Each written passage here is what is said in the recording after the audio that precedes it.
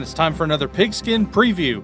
Today we will be looking at the 2024 football season for the Mineola Yellow Jackets.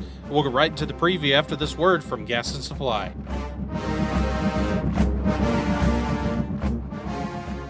Gas Supply Home, the Stay Full program, guarantees you that you never run out of propane. They service propane to residential and commercial, and they're a great company to work with. Keep those bottles filled, and remember that Gas Supply, there is no waiting. They also have plenty of welding supplies, great customer service. Check out gassupply.com. With locations in Mineola, call 903-569-3837, Canton at 903-567-4446. They're open Monday through Friday, 7:30 a.m. to 5 p.m. Gas and Supply, your first choice for propane and welding supplies.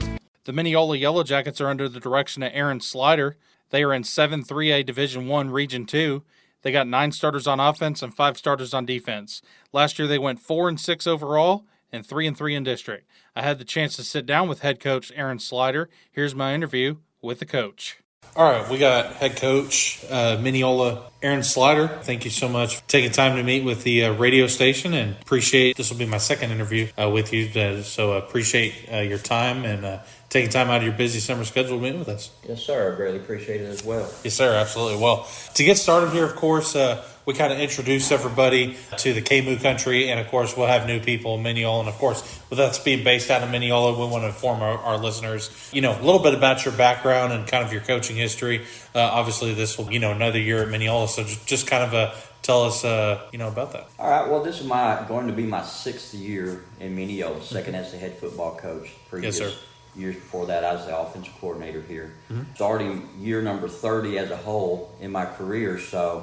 And they say the longer you go, the faster it goes, and I really believe that now. Yes, sir. That's true in a lot of part of life, not just football or your career, but a lot of parts. Anyway, so been in the area for a while, coached at Eustis before Mineola, Canton, Greenville, Jefferson, grew up back in Maud, little town in Bowie County, close to Texarkana. Yes, sir. So kind of made a little circle here in the East Texas part, but love East Texas and really wouldn't want to be anywhere else doing anything else. So that's a real quick synopsis of my career there. So yes, sir. That's where I've been.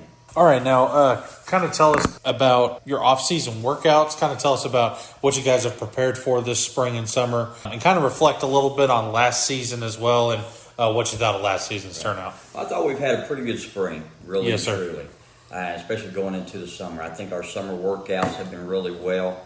Our key and majority of our older kids have been here basically every day, so that's great.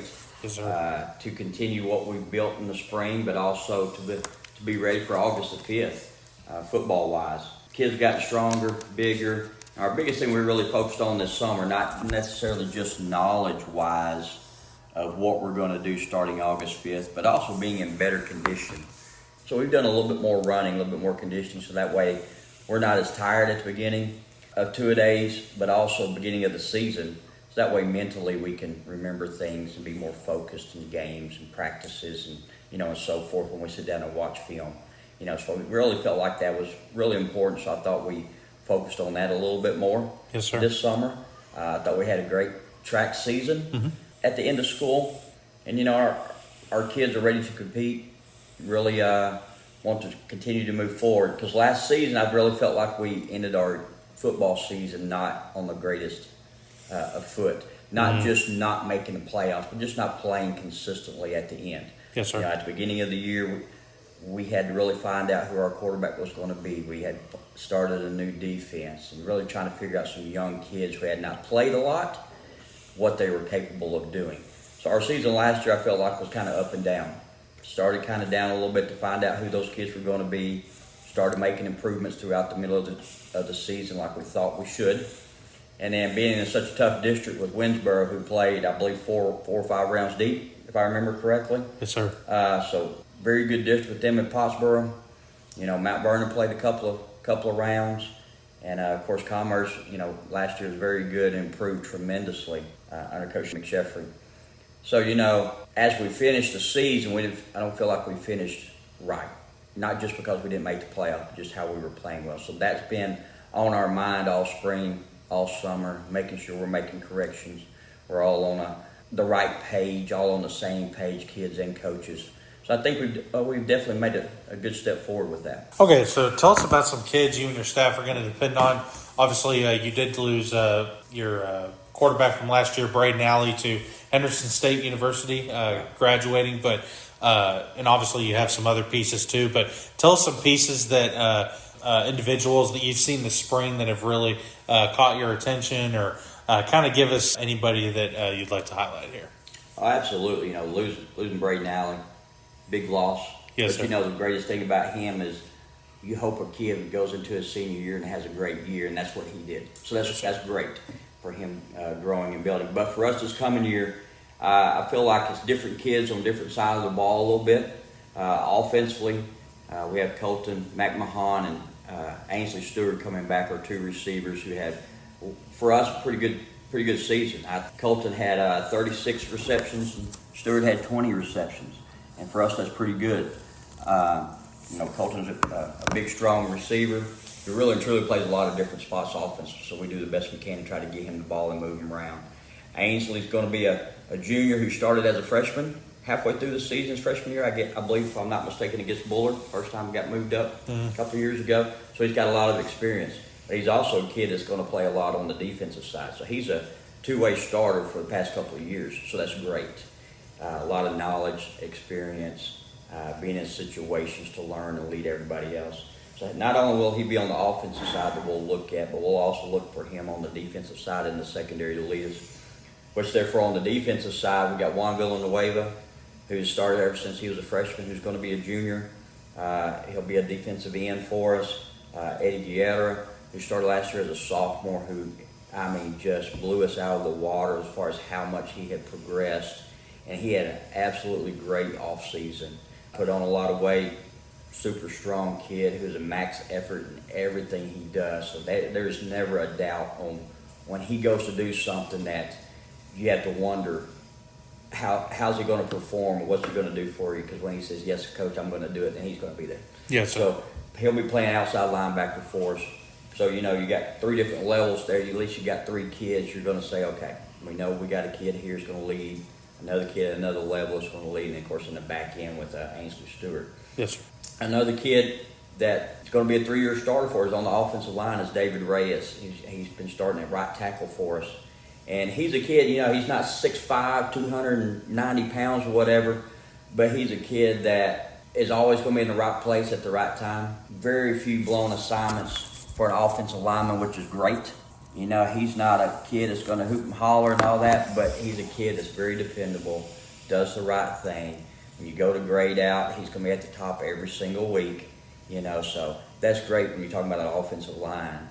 And we're really going to lean on our offensive line quite a bit. They were very young starting out last year.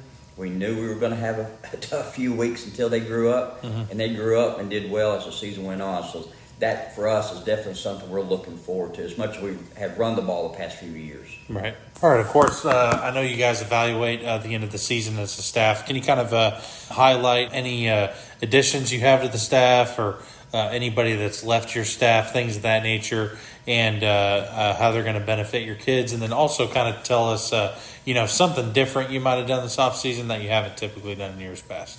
Well, one of the good things about Mineola is our staff doesn't turn over a whole lot. Yes, sir. And really and truly that's good. Right.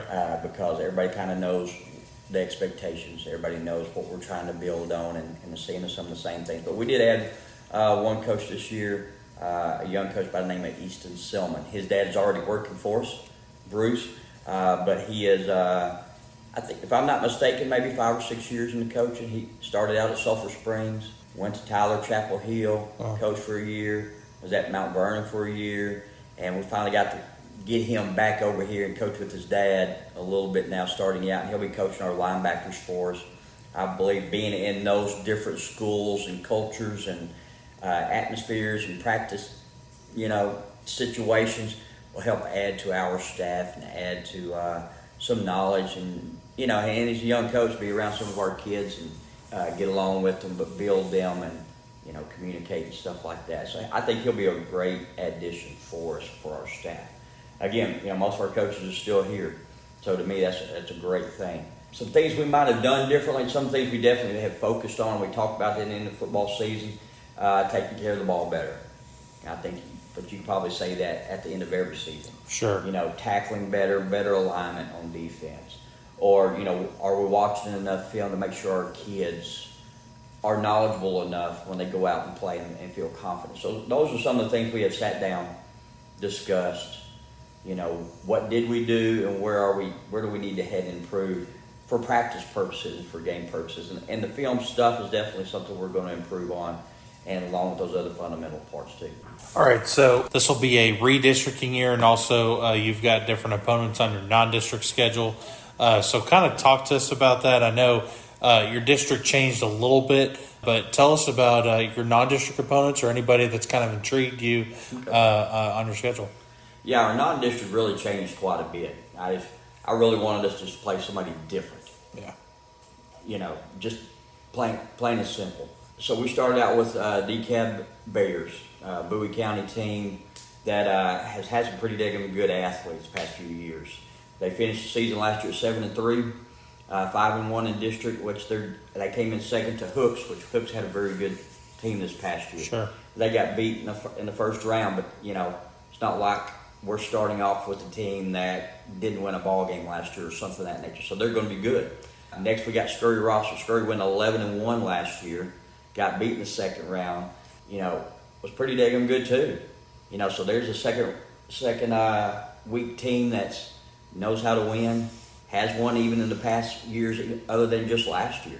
So, and then we got Art. Art rolls out athletes after athletes every single year, and they went 2 rounds deep, finished 8-4. And Coach Mineola is going to have them ready, and they play hard and scrappy and everything else. Mm-hmm. And then the fourth week, the team we hadn't played here is Parish North Lamar, a much bigger school than us. But I think we'll be ready, conditioning wise, and I think we'll be ready, mentally wise, and kind of hammer some things out because we start district the next week. I think pre-district will get us ready. We'll see some different stuff, different defenses, different offenses, which is really what you want to do anyway. Sure. So your kids will be prepared. And like you said, in district, redistrict year, but, there's only 2 teams that changed. It's still Mount Vernon, who, it's a dogfight every year with them. And then Winsboro, who's winning year after year after year. Commerce is still in there. But then we picked up the state champion Malakoff Tigers, but we've scrimmaged them several years ago, so it's not like it's anything new. We know how physical they play and how fast they play and things like that, so it's nothing brand new. It's just, now they're in our district and got to be a little bit more prepared for them. And then we turn around and we pick up Eustis, which is new, and then we turn around and pick up Range, which was in our district the previous year, who's scrappy and just fights you to the end, no matter what. So it's an exciting year, but whoever gets out of this district will be prepared for the playoffs, and we'll probably make a pretty good run. And you just got to feel that way when you look at that schedule and see all those teams and things like that. So yes, sir. And you also got Commerce. Yeah, and Commerce. Yes, sir. Absolutely. Yeah, so a team that was in our district last year and stuff too. So right. Absolutely. Yeah, no problem. Kind of wrapping up here. Anything else do you have for KMOO or the Mineola community? Mineola community is always very supportive. You can tell through our booster club and just through our district as a whole, no matter what is going on. But our kids always love to see the stands full for home ball games. It's something that just when you walk out of the field house to go get on the field to stretch and get the game going, kids look up in the stands and see their parents and their friends and the people in the community that may not have anybody playing but love to come out and watch. And our kids always get excited about that and talk about that. So that's one of the great things about Mineola. They're going to turn out and support their athletes and support their students. So it's always a great thing to be a part of. Yes, sir. Well, Coach Slider, thank you so much for your time. Good luck on the season, and we'll see you soon. Great. Thank you, sir. Yes, sir. You bet.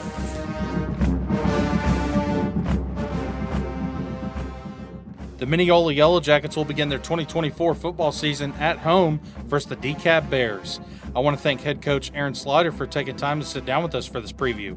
I also want to thank Gas and Supply for sponsoring this Mineola Pigskin preview.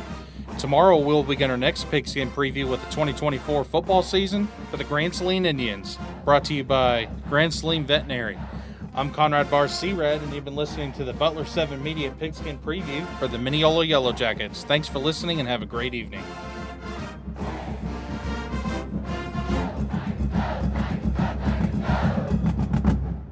Gas Supply Home, the Stay Full program, guarantees you that you never run out of propane. They service propane to residential and commercial, and they're a great company to work with. Keep those bottles filled, and remember that Gas Supply, there is no waiting. They also have plenty of welding supplies. Great customer service. Check out GasSupply.com. With locations in Mineola, call 903-569-3837, Canton at 903-567-4446. They're open Monday through Friday, 7:30 a.m. to 5 p.m. Gas and Supply, your first choice for propane and welding supplies.